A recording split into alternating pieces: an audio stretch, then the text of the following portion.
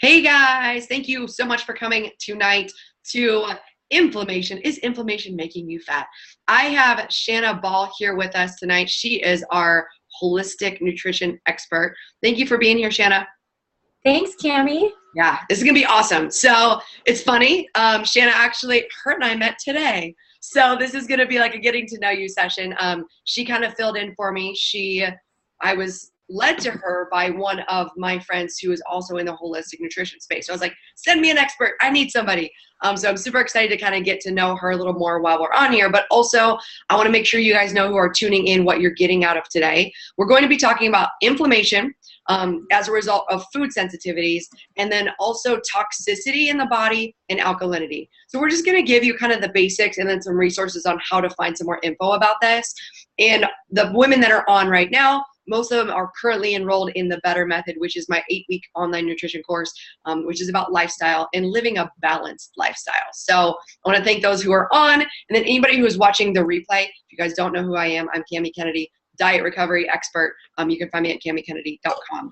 And Shanna, I want to introduce you and kind of give us your background, because I know you're an expert. I know you're super educated. So give us a little bit of your background. You have like a list, like really long, of all of your credentials. So tell us what you do a little bit, and then we'll dive into a little bit more about your story as well. Okay. Can you hear me all right? Yeah, you sound great. Okay, great. So I studied a master's program in holistic nutrition, and I finished that in 2011. I also did massage therapy program, finished that in 2011. So since then, I've been doing massage therapy as a licensed therapist in Arizona as well as California, and nutrition consulting with obviously the holistic mind frame to that. I did my yoga 200-hour registered yoga teacher training earlier this year, so I've been teaching yoga. Actually been teaching that for a few years. And doTERRA essential oils, I educate people about essential oils, and I also did a CrossFit training, so I do some fitness training on the side as well. I love that. So you are super busy. That's why it was so hard for us to connect, but I'm glad we got to be able to. So it seems like this holistic nutrition really ties into everything you do, from massage therapy to essential oils to yoga. And I think I want to break it down for people to understand that you can be eating clean and you can be doing all the right things, but still missing out on some stuff. Is that kind of your stance as well? Yeah, definitely. You know, today we're talking about inflammation, and that is generally created through food sensitivities. You know, we think that we're eating right, but each of us, you know, our bodies are individual. And so some of us are going to react differently to different foods. You know, some of us think that, you know, eating lots of fruits and vegetables, we should be healthier. Generally speaking, yes, you know, those are the foods that have the most nutrients in them. However, even some people have sensitivities to those types of foods. And so, you know, when I do my consulting, you know, we're talking about stuff like that and how their body's reacting to the foods they're eating. And, you know, if they're telling me I'm eating some vegetables and it's giving me some gas and some problems, then, you know, we have an alternative to that. We want you to keep eating those foods that really are healthy, but how do we make them so that your body, you know, they're more comparable to what your body can handle? I love this. So I think the first step in this process is becoming aware, right, of how foods make you feel. So do you ask them to journal, or how do they kind of start realizing and being aware of their bodies? Yep, I do. I ask them to journal, and beforehand we talk about what are some of the signs, you know, that your body is not necessarily appreciating what you've just given to it. You know, and some of those signs would be, sometimes you experience things right away, like your nose gets a little stuffy. You know, I mean, I feel like everybody's probably experienced that, where all of a sudden, you know, they're just kind of feeling some congestion come on, and it just after they ate, but they don't understand why is that happening. Some people they'll call it allergies. They'll say, yeah, it's that time of the year, seasonal allergies, you know, and then we start to talk about, okay, well, let's talk about what foods you're eating, because it may be more that these foods are causing you to have these issues, you know, even if it is, maybe you've been tested and you show that you have allergies for like grass and, pollen, but you're more apt to have an issue with that because of the foods that you're eating and your immune response. So, so as I was saying, some of the signs, would be some stuffy nose, upper respiratory stuff, if they have achy joints, if they're getting bloated after they're eating, if they're noticing they have bouts of constipation or diarrhea. And sometimes I've noticed with some food sensitivities, the feelings in the gut, they don't always happen right away. For some people, they'll happen immediately. For other people, it might be a day or two later where they're experiencing some constipation or some loose stools or a combination of both. And then it's going on for a few days after that where their digestion just seems kind of off. And so we talk about those signs beforehand so that they can, as things are happening and they're realizing they need to be more aware and they're being more aware, then they're having these symptoms like, oh, okay, that's what that is. I need to write that down. I need to add that to my journal. Okay, yeah. And let's back up real quick. Most of the girls who are in the Better Method got pretty good education on the common foods that cause food sensitivities. And I'm going to try to list them from memory. If I forget one, remind me, because I feel like I always leave one out. But soy, dairy, corn, gluten or wheat, artificial sweeteners, and eggs. Is that 7? And peanuts. 6. What else? Peanuts. Peanuts. Thank you. I always leave one out. So I want to take you on a journey real quick because this is what I learned and I want kind of your feedback on this. So I used to, and I know a lot of people who have like this obsession with peanut butter and like they can't stop eating it. And so what the book said, the JJ Virgin Diet book, which is where I got my education from about food sensitivities, first time I ever even heard of it. She said, well, it's happening because it's usually a food that you have commonly in your diet and antibodies are reacting and binding to that food. And so you're craving it because now you have antibodies in your bloodstream that are looking for something to bind to. So it's kind of like this vicious cycle of you eat it, you're allergic to it, you react, you eat more of it. So is that kind of what you learned in your process? And can you kind of describe to us, what do we do like at that point, especially if it's something we love, what do you do? So the biggest thing that I teach my clients and I show them is we find healthier alternatives. We also learn how to rotate food. So food rotation is very important. And even if we're eating foods that legitimately are healthy for us and our body likes them, we still need to rotate those foods. Because as you said, when we eat something very regularly, the body can start to create antibodies towards it.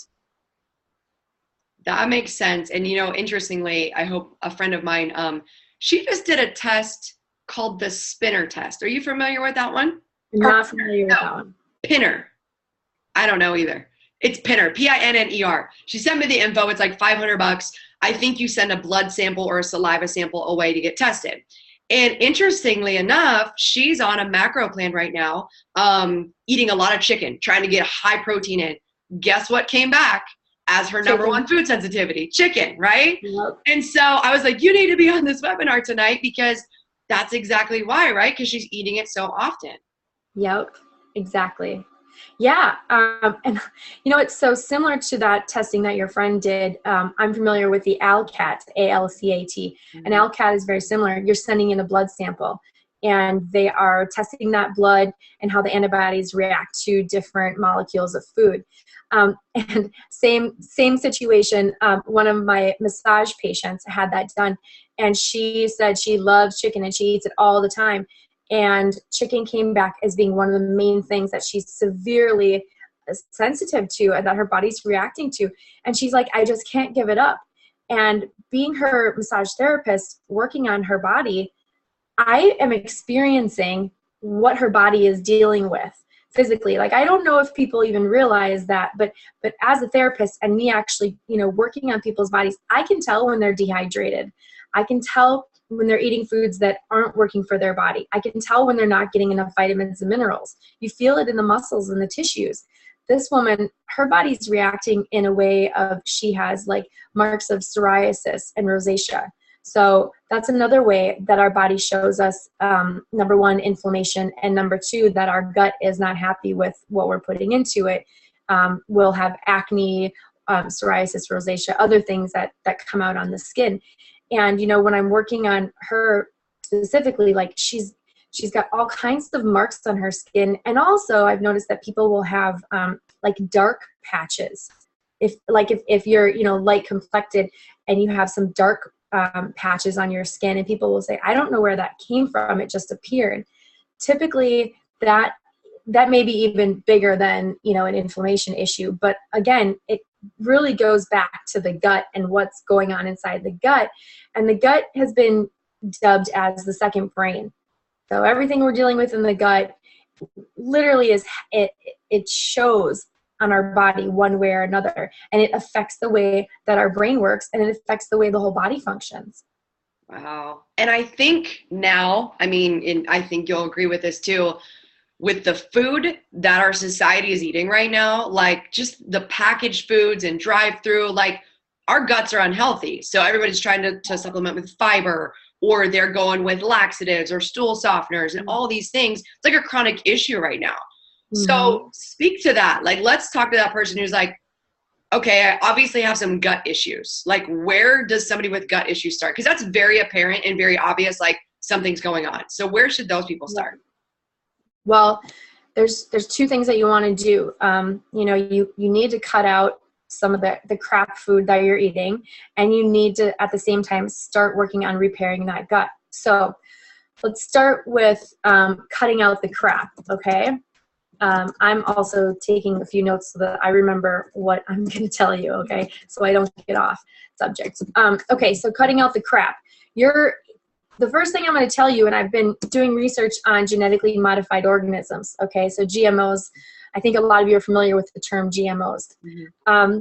GMOs are these, they've genetically modified our seeds so that these plants grow basically anytime that they can. It's usually out of their normal growing seasons and various other states, as well as growing in larger quantities. The main GMO crops are corn, soy, wheat, potatoes, tomatoes, and the list can go on. But you know, half of those things that I just mentioned are part of our 7, you know, main food allergens, food-causing allergens. So, you know, take note of that. Now, what I've read about these GMOs, what they do to the insect. So basically, it's like Roundup ready crops, okay? And they're planting these seeds, these crops are growing, the insects go to feed on it, and it kills the insect actually from the inside out. It gets into their gut, and it toxifies them from the inside out.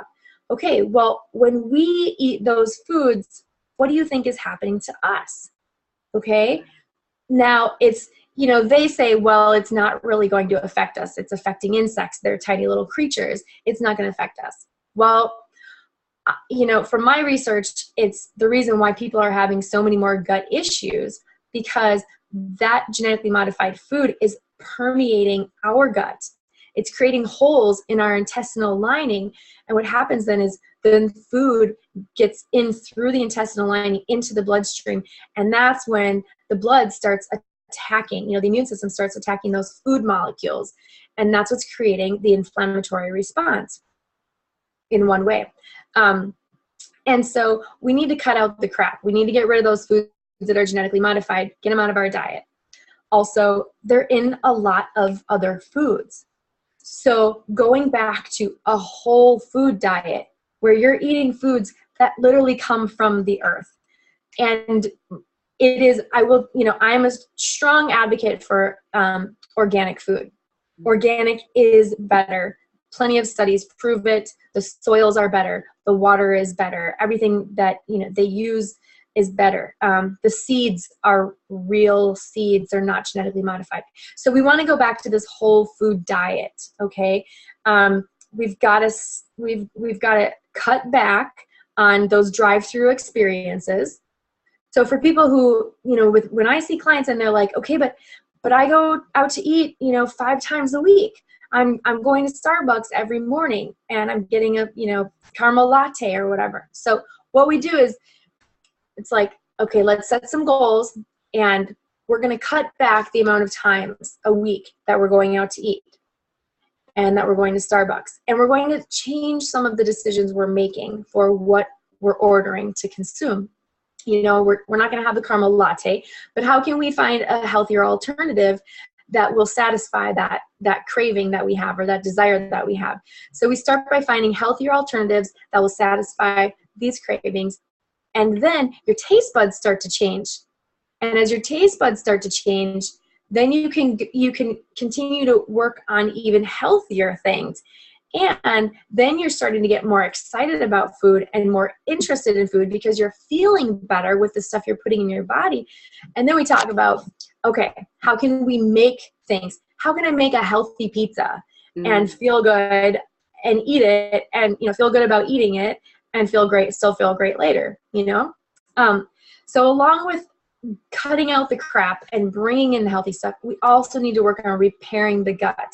It is so essential because if we don't do things to repair it, even when we're eating healthier foods, it's not always going to fix the problem. So a couple really good things. I hope you guys are taking notes. If you guys have questions, we'll get to it later as far as how you can contact me. But here are some things that are really going to help with repairing the gut. One thing is glutathione. So glutathione is really, really, really helpful at helping to repair the gut. It's an amino acid. It's generally not in many foods we eat. We eat other foods and our body will create glutathione inside the body. But when we get to a point where we're having gut issues, the body's not really making that anymore. Okay, so you can supplement that. And I have some good recommendations, but again, you can ask me about those later. Another thing that's really helpful is it's a type of licorice root, and I'm looking at a label because it's a really hard name to say. It's the deglycerinated licorice. If you didn't know that, that's okay. Yeah, we can type it up later, but that's really helpful. Drinking various forms of the aloe juice are very helpful in healing the gut. Taking turmeric is great for helping with the gut as well as inflammation. And when I'm telling you about these things, you need to keep in mind it's important that you get a quality supplement, okay? If you're buying supplements if you're comparing pricing and you're buying supplements that are on the lower end of pricing, you're going to get what you pay for when it comes to supplements. Quality is going to be more expensive. So it's really worth spending the money on, especially if you need that, you need the healing. So get the good product because the other stuff is full of fillers and it might be full of that soy and some corn, those things that we have sensitivities to. And another really good one is fish oils. And when it comes to fish oils, you want to make sure that they're coming from an area where the fish are deep caught because they're going to have less toxicity in them. But fish oils help with repairing the gut as well as inflammation, as well as the heart. So this is such good stuff. So yes, I hope you guys are taking notes. And if you're not, you can reach out to her or me at the end. I'm blown away right now because you and I talked briefly today. But you and I were talking about, I am affiliated with some products and we have a cleansing drink that has everything that you just said in it. It has aloe from the inner leaf of the aloe plant, the turmeric, and it helps to repair the gut and helps the body to naturally detox. So I was like, what? She's saying the exact same stuff that I would say. So yes, absolutely. And you heard it here first from a holistic nutritionist who has a master's, who knows what she's talking about. She is not here to sell you anything. She is here to tell you to take care of your body. So I love that. I'm on board with that. Now, what about the people? So we were talking about people who clearly have gut issues. What about the everyday people who are just like, I'm not losing weight, or maybe I'm not performing, or I'm not sleeping well. Like, they don't know what they don't know. They don't know that it could be feeling better. So should they explore food sensitivities, or should they just keep going if they're like, I'm feeling okay, I don't think I have any issues? Yeah, I deal with those people on a daily basis. Those people generally they're not my clients, but only because they don't feel that they have any issues, so they're like, I don't need your help. But when we just have a casual conversation about food, and I'll ask them about their bowels and, how often they're having bowel movements and stuff, they look at me kind of funny, like, why are you asking me that? And isn't that kind of gross? Like, why do you care? Yeah. And then I explain to them, well, I care because it tells me, it gives me a much better idea of what's going on with your body. And also, I let them know I'm studying to be a naturopathic doctor. So I'm going to be a doctor. I have the science mind.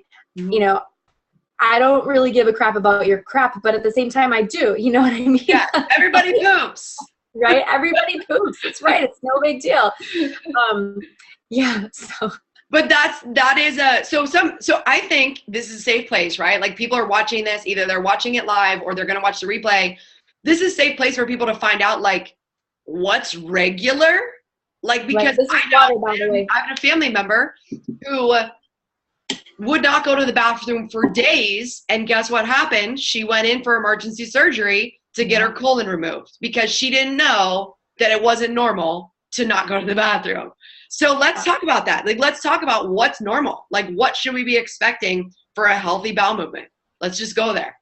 Okay. Well, so typically we should be going to the bathroom at least 2 to 3 times a day. Now, those movements, though, they're not like liquidy, runny, or splattering. Okay. And I think we all know what I mean when I say that, they should be more solid. Now, not hard. It shouldn't be like you're grunting to push them out. They should feel like, oh, you feel it coming on. Oh, I need to use the restroom. And it comes out like smoothly.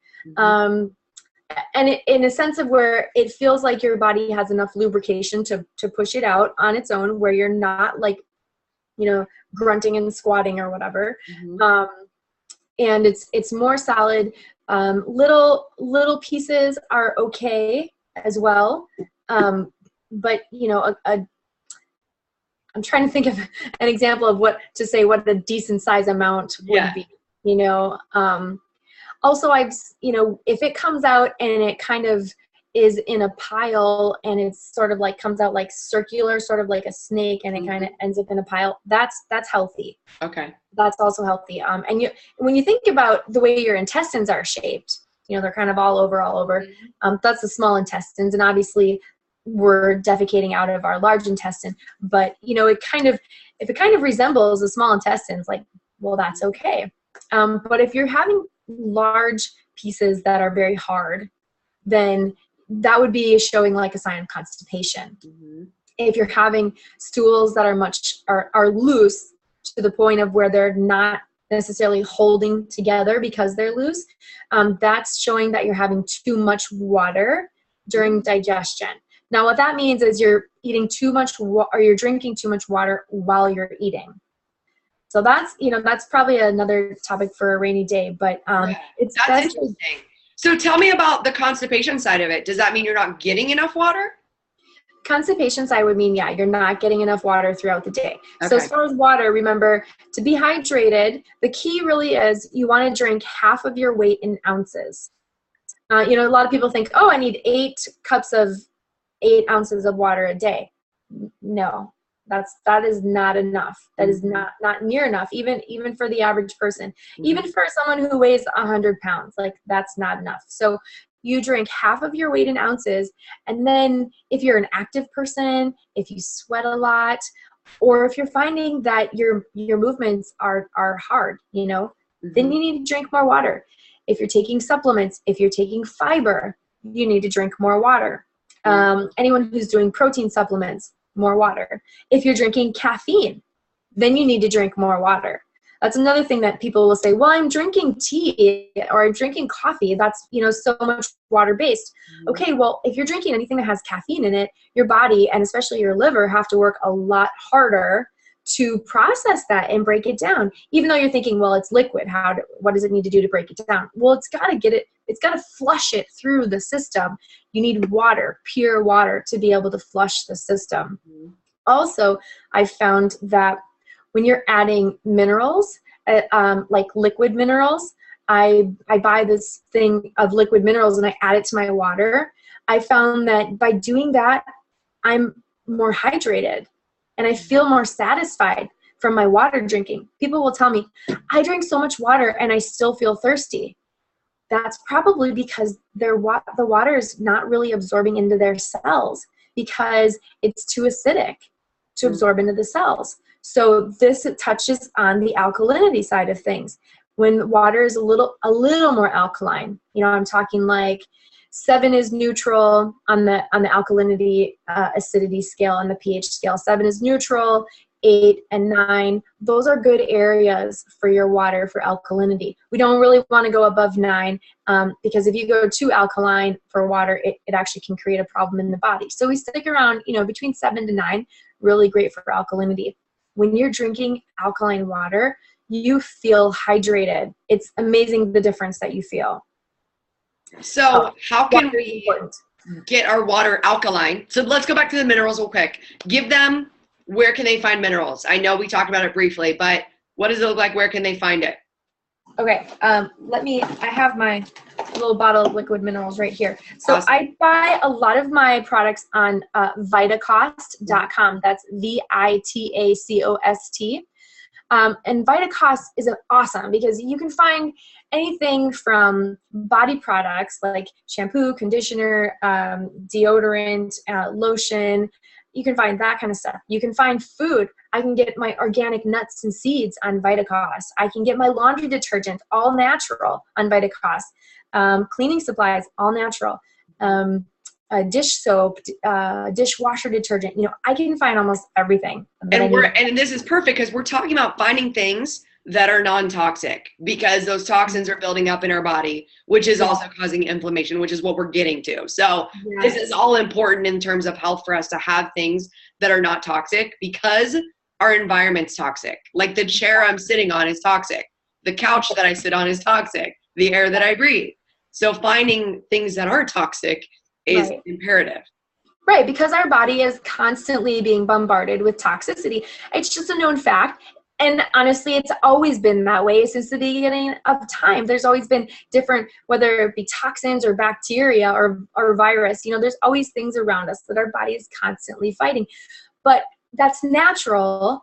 It's when our body gets too bogged down with those things because we're not providing it internally and even externally on the skin with the things that it needs to help it survive and help the immune system be strong. That's when it becomes a problem.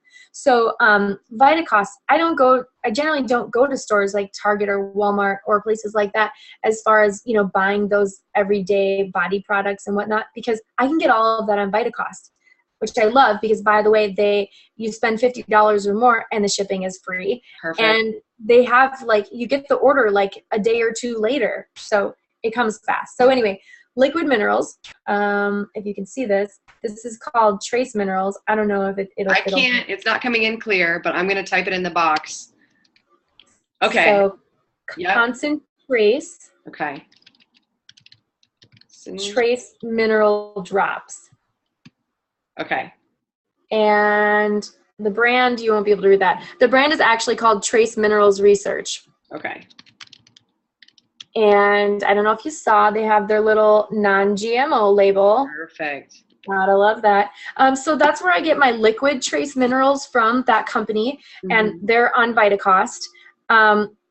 And it takes, they recommend you have about 40 drops throughout the day. And they recommend you work up to that because I'll tell you, when you start adding some of these drops to your water, you're going to notice the flavor of your water is a little bit different. I would say that it kind of softens your water a little bit. Okay. And you work up to those 40 drops, and that's throughout the entire day that you would consume those. So every time you're filling up your water bottle, you just put in a couple drops in? Yeah. So this is my water bottle. I was drinking out of it earlier. It's a Stone Brewery beer bottle.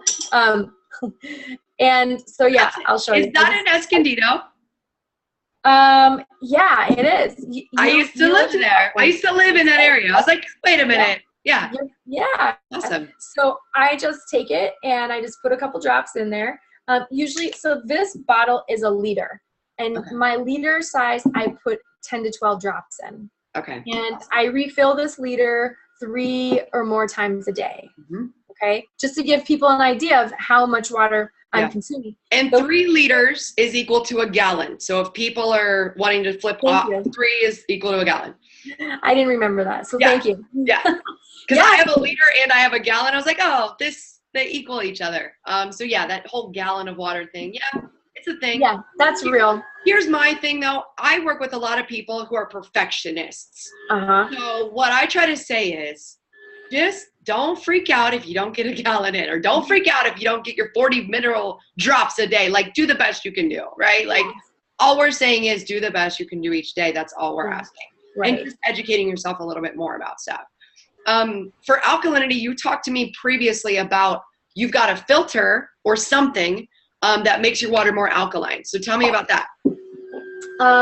So we talked a little bit earlier about, water alkalinity is becoming a bigger thing, and you can buy these machines to make your water alkaline and ionized, and they can be really expensive. And just to give people an idea of why alkalinity and ionization is important with water. So we used to get fresh water from streams, and it would run over. So the water would run over rocks and pebbles and whatnot. And it's those rocks and pebbles that actually, as they break down, they absorb, their minerals absorb into the water. And so that's how it would create alkalinity and ionization. And so, we used to drink that. Well, we don't anymore because our waterways aren't so fresh and clean anymore. Our water has to go through systems. It gets chlorinated, it gets fluorinated, it gets all kinds of other toxic minerals put into it in amounts that aren't healthy to our bodies. So I have a reverse osmosis machine, which basically is a carbon filter. It cleans out all the junk. And then, as I was doing research on these alkaline water machines, they only do alkalinity or ionization. They don't actually filter your water. So you still have to have a water filter. And if you do pricing on all this stuff, it can be like thousands of dollars. In the long run, sure, that could be worth it if you're willing to put that upfront cost, if you have that kind of money upfront. So more to the point, I did some research and I found this little filter, it is kind of little, and I put my reverse osmosis water in that, and it filters through and it helps to create the water to be more alkaline. It came with some drops so that I can actually, test my water to make sure that yes, indeed, it is alkaline. So I use that, and I make that alkaline, but then I also like to use my mineral drops. And I have noticed a difference since I've been using the mineral drops. So I'm curious for personal, I just looking for education on this. I recently found, we have Earth Fare here. I don't know if you guys, I haven't seen it in California, but probably Whole Foods does pH water where you can fill up a 5-gallon jug. And here it's priced at 99 cents a gallon. So I'm paying $5 for a 5-gallon jug. Do you recommend getting it from like a machine over there? Is it more expensive to do it that way, or should we be investing in our own machine? Tell me about that. I would say in the long run, it's probably more expensive to be buying from another company. Okay. The other thing is that what you have to know about alkaline water is it doesn't stay alkaline.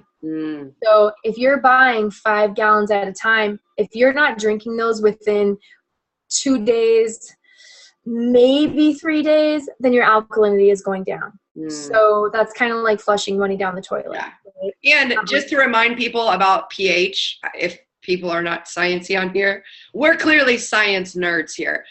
So a low pH means acidic, a high pH means alkaline. So she's saying like if your pH is at a 9, it's going down, down, down and getting more acidic over a few days of just sitting there. So then you're basically, you just have acidic water again. And tap water is acidic. I know that it's like, I've heard that it's like a 5 or a 6. Like it's not good. So interesting enough, tap water, yeah, is a little closer to neutral.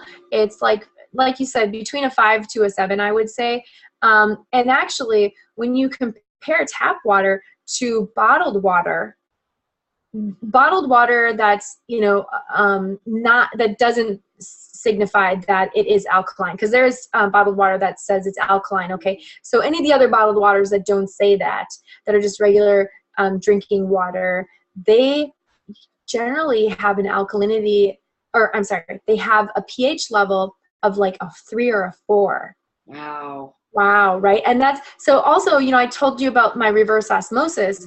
Reverse osmosis water, that's generally speaking, the bottled water that's drinking water, that's reverse osmosis water, okay? So even the reverse osmosis water coming out of my machine at home is like a 4, okay? That's why I'm like, oh crap, I need to make this more alkaline. I need to be adding some trace minerals or doing whatever I can do, because I don't want to be consuming acidic water all the time. It's Right. So tap water is actually higher on the pH scale, but we don't want to be drinking tap water because it's full of all kinds of amounts of minerals that it's just too much for our body. It's not good for our body. Okay. So, so tap water might be a little bit higher on the pH scale than reverse osmosis water and other bottled waters, but we don't want to drink tap water. Okay. So, and we have tested other forms of like bottled water that say they're alkaline. Some of them are not as alkaline as they state, and some of them are. Yeah. And for people, if people are like, well, I want to do my own testing, I want to find out, you just go to like a swimming pool store, and you can buy a little container, a little liquid container that will show you how to test your water. You put a couple drops in the water, and then it shows you, it's got a little piece of paper that it comes with that shows you your pH scale, and it's based on colors, and like the more yellow it is, the more acidic it would be, the more bluish purple, the more alkaline. So you can test all kinds of different water. And that's also a great way, if you're buying your bottled alkaline water from one of those places, it's a great way to test it to make sure that you're getting what you're paying for too. Yeah. So back to I want to give them resources. So if they were going to go and get something for their faucet or like for the thing that you have, do you want to send them somewhere or give them some info, or do you want them to reach out to you for that? You know what? So this is what my latest experience. I've been wanting to purchase a new filter for my alkaline thing, and I can't. When I go on the website to that company, they say that they're out of stock. Okay. So I might have to go to like Amazon and see if I can purchase it on Amazon. Okay. Because I can buy a new system. And the system itself is only like $70 or $80, and it lasts for the filter in that, it comes with one filter, and that filter lasts for like anywhere from 6 months to a year. But I want to just buy the filters, and so I'm kind of having a little difficulty. So you have a reverse osmosis system, and do you take tap water through it, or do you take bottled water through it? Nope. So the reverse osmosis, that's a different system than my little alkaline thing. Okay. And if you had a few seconds to spare, I could run and get my little alkaline thing, and I could bring it in and show you. Okay. It's okay. Just give us like a generic description of what the alkaline thing is. Well, the alkaline thing it's just a little thing, and it's got a filter, and it's like got a jar underneath that holds the water, and then it has this thing that comes up that the water goes in as it filters then through. And the one that I got is really nifty because it's actually like kind of a grab and go kind of thing. Once the water filters all the way through, I can take that top piece and it comes off and it flips over and it goes right on top. So the reason I got that one is because I can take it with me wherever I go. You're just going to alkaline any water that comes out of a faucet anywhere? Yeah. Okay. And is it working through a filtering system or something inside of it? Okay. Yep, it's got a filter inside. But you've got to replace that every so often. Yep. Okay. So if they're looking for this, can they just Google search like on Amazon, like alkaline, like is it called? Alkaline water filter or alkaline water system. Yeah. Perfect. Yeah. Awesome. They're going to come up with it'll probably come up with a whole different list of things, but you know, I have a feeling you'll know when you see it, you'll know what I mean. Cause I mean, how big is that? Like perfect. A little more than 6 inches high with top piece and whatnot. So anyway, and we'll send the info if they want to reach out to you to message you on Facebook to give you all the details. But I'm thinking what I'm going to do, because we're going over so much great stuff, is I might put together a little one sheet of like, here's the things she recommended. And if you and I can work on coming up with links, we'll do that. So we can actually give them like a sheet that has the actual stuff on there. Yeah, I would definitely do that. And I'm taking notes as we're talking anyway. Yeah. So awesome. Yeah. So I want to get into a little bit, we're going to wrap it up here soon, but I want to speak a little bit about toxicity and if there's anything we can do from the holistic side to reduce toxicity. Because I do teach a lot about toxicity in the body, which is typically related to retaining a lot of visceral fat, because our body, right, is storing the toxins in visceral fat because it's trying to protect us from the toxins. So I have a specific cleansing system that I use and I teach my clients about, but you've never heard of this system. So I want to hear from you what you teach your clients in terms of detoxing the body. Okay, so one of the things that we talk about is one of our biggest assets is sweating. So by sweating, that's one way to help get rid of those toxins, push them out of the body, you know, as well as getting enough liquids, fluids, water being that liquid. That helps to flush the system. But yeah, we get some of these toxic things into our fat cells. Like one that I want to mention would be petrochemicals. Petrochemicals come from plastics. So anytime we're drinking bottled water, anytime we're eating food that's in plastic bag of any sort, we're actually consuming some of those petrochemicals because they're leaching into our food. And so petrochemicals, the body has a really hard time breaking them down. In fact, it really can't break them down. So one of the main things that I recommend is lemon essential oil. And you take it internally. Now I want to, you know, put a little disclaimer out there. I'm not a doctor. See your doctor before you know, go doing anything crazy. When it comes to taking essential oils internally, for one, I use doTERRA essential oils. I'm a strong advocate for them. You aren't going to just consume any essential oil internally. Okay, it's very, very important to know that you're not just going to go to the store, buy an essential oil, and start putting it in your water. Not a good idea. You don't know what's in it, okay? Now, the reason that I like and use doTERRA, multiple reasons. I know that their system goes through multiple levels of testing to ensure the purity and the quality, and that it's not being altered with anything else, because they actually encourage us to take these internally. They actually will have a supplements fact label right on their bottle if you can take it internally. I appreciate that. And I appreciate a company who says, hey, you can take these internally and this is how you do it. Because that tells me that they're very confident in their product. Because unfortunately, we live in kind of a sue happy society. And I know that company is not going to, you know, put that on their label if they don't believe that it's okay, you know?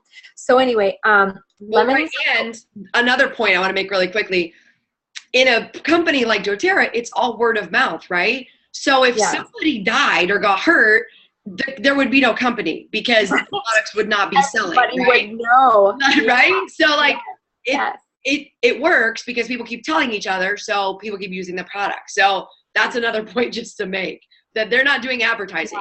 They're just having people like you who are saying, this is phenomenal, try it, see if it works for you. Exactly. Yep. All word of mouth.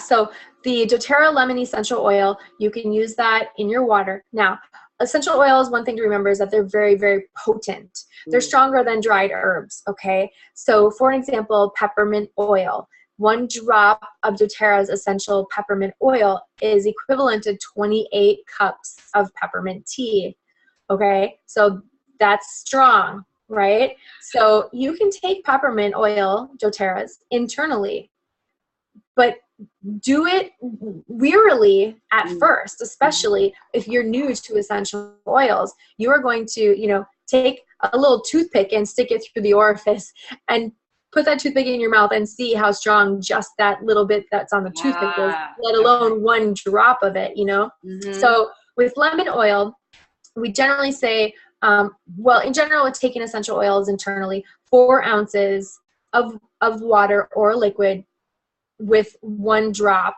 of that oil to take internally, okay? I, like with my big bottle, that's a liter, I will generally only use 1 or 2 drops of lemon oil in that.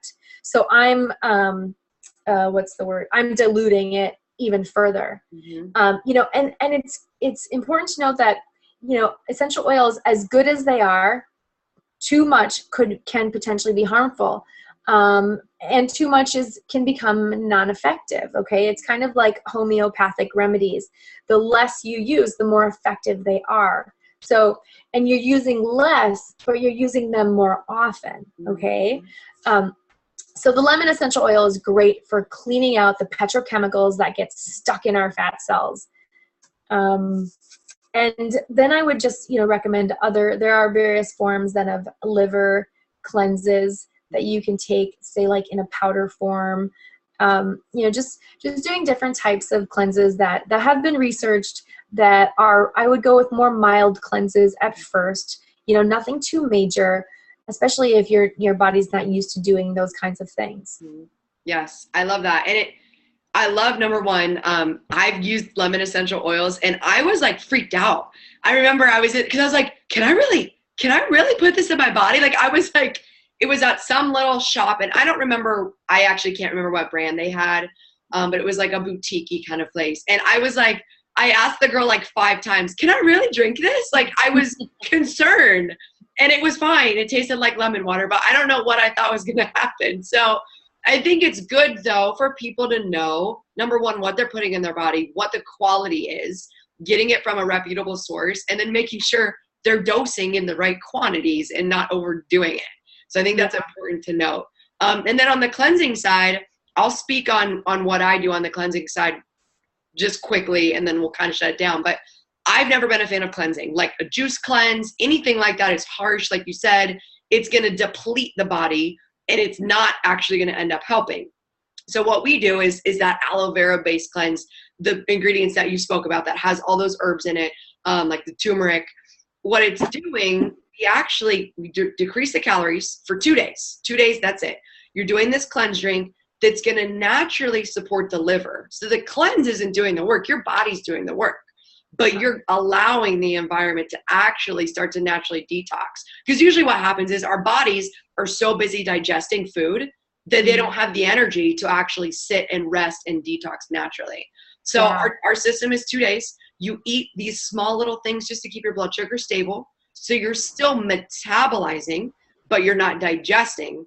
And then it allows the toxins to release, and they're released through urine. So it's not like any kind of colon situation or bathroom situation. You're just drinking water, like you said, flushing toxins out and just peeing a lot for 2 days.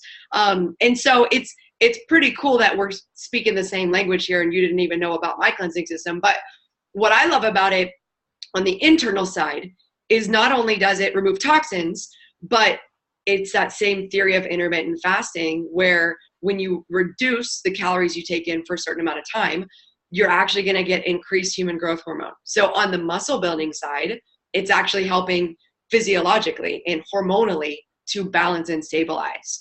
So lots of ways to reduce toxins, but we know that they're always going to be in our body. There's nothing we can do about that.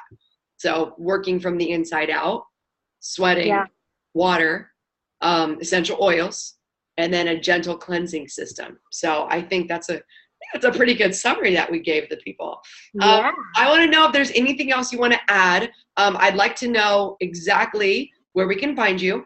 because I know that there might be some follow-up questions, and I'm going to post the replay on YouTube. So if anybody's watching this later on, where can they find you if they want to know more about maybe seeking you out as a coach, or if they want to know more about essential oils or any of the stuff that you talked about tonight?